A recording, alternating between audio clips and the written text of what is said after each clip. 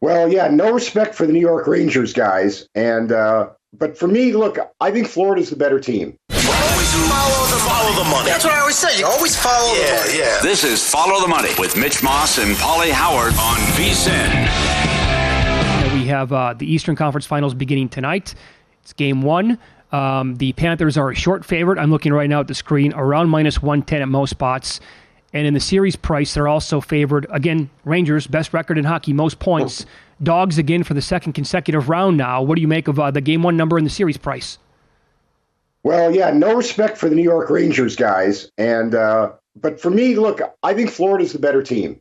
And so I'll approach it two different ways with Florida. One, I'll look at Florida in 6 at plus 375 and Florida in 7 at plus 450. Now, if you don't want to get greedy, I think it's still a series that goes past 5. So you could just play, the series to go 6 or 7. I think that's the way to approach the series.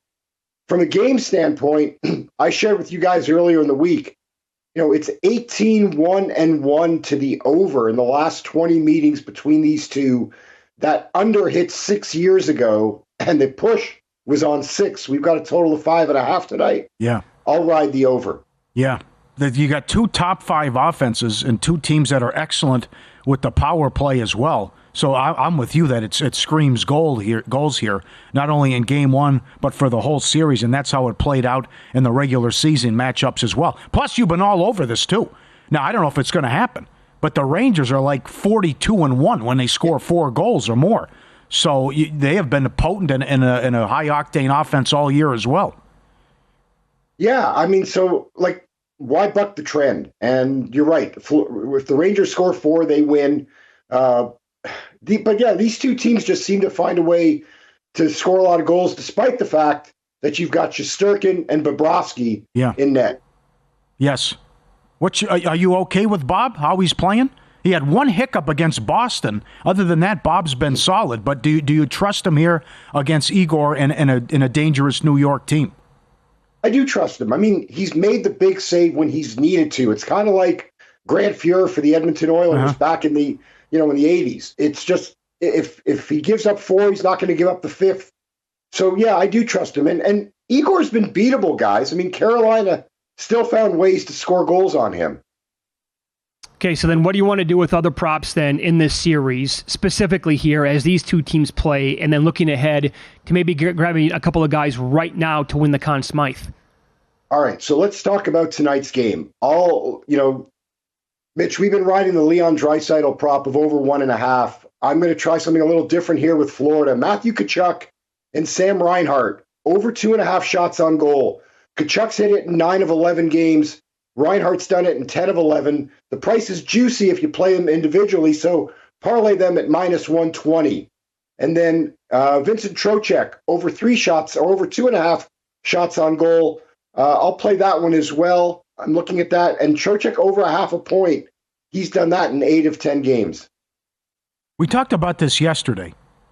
I don't know what to do with the Conn Smythe because I think these are going to be high-scoring series, especially with the Florida series, and so then I think it takes the goaltenders out. Ottinger is the favorite at 5-1, but what does Edmonton do? And do they win high-scoring games? I think there's a huge goaltender mismatch in that series, though, as well. So when you dig in here and look at these numbers, and Mitch took a look at some of the Ranger players too, but if we're going to have a high-scoring series in the East, what do you think of Conn Smythe bets that are available?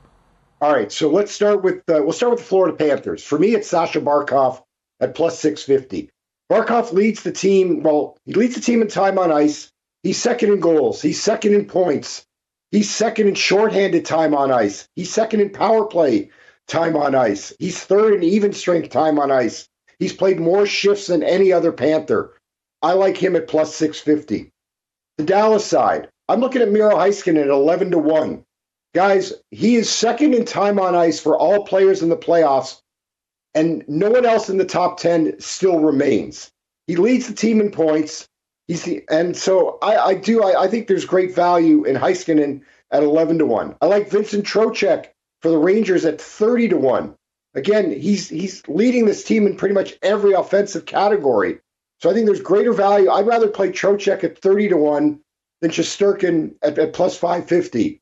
And then if it's Edmonton, well, and we've talked about Leon Draisaitl, points in every game, 2 points, at least 2 points in 9 of 11 games. He is their most valuable player. And if you want to get great value, I mean, we were talking about it off air. Evan Bouchard, the defenseman, 20 points in the playoffs, the first defenseman to hit this mark through 2 rounds of the playoffs. Bouchard, I forget, Mitch, the number that you got him at. He was in the 50 or 60 to 1 range. I also, to go back to the Rangers for 1 second, I took Kreider just because I found 80. Do you think that was worth a stab?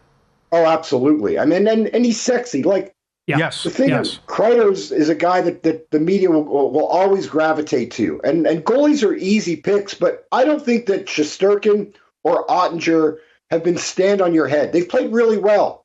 But I just think that I think that, again, the guys that I've mentioned are just as deserving, and it's a great price. How high scoring do you think we're talking? Because Mitch, Kreider's 14 to 1 to have a hat trick.